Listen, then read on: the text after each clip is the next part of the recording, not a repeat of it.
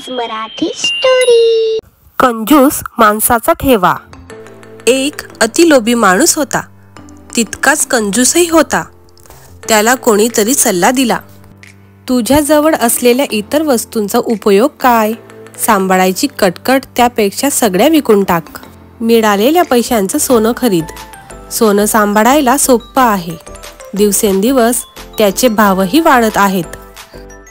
आजची गुंतवणूक पुढच्या वर्षी दुप्पट होईल। लोभी माणसाला ही कल्पना आवडली। त्याने आपल्या मालकीच्या सगळ्या वस्तू विकून टाकल्या। आलेल्या पैशांचं सोनं खरेदी केलं।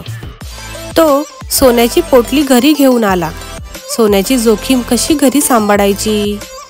कंजूस माणसाच्या मनात भीतीचे पाय फुटले।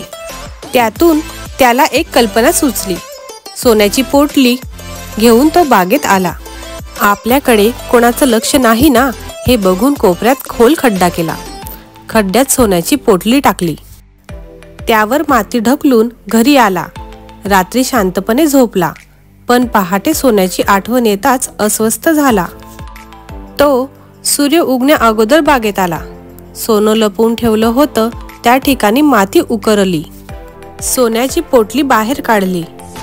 त्याला गोंजारत त्यावर हात फिरवू लागला। पुन्हा ते सोनं त्या ठिकाणी पुरलं। अधूनमधून तो माणूस सारखा बागेत जायचा। आपले मालक पुन्हा पुन्हा बागेत का जातात याबद्दल एका नोकराला कुतूहल वाटलं। नोकराने झाडाआड लपून दुसऱ्या दिवशी पाहिलं। रात्री मालक झोपल्यानंतर नोकरानं सोन्यावर डल्ला मारला। सवयीप्रमाणे लोभी माणूस बागेत पोहोचला। आपला खजिना कोणीतरी पडवला बघून मोठ्यानं ओरडू लागला। शेजारी धावत आले। दुःखानं छाती बडवणाऱ्या माणसानं काय झालं ते सांगितलं। शेजारी म्हणाले, अगोदर रडणं थांबवा।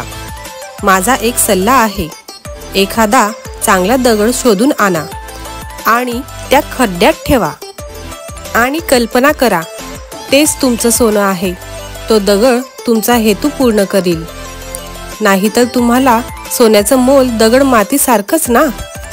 तात्पर्य, कंजूस आणि लोभी माणसाला गड्यातील सोन्याच्या सरीची किंमत एखाद्या दोरीसारखीच असते। गोष्ट आवडली असेल तर प्लीज लाईक करा, आमच्या चॅनलला सबस्क्राईब करा आणि या गोष्टीला शेअर करा। थँक्यू।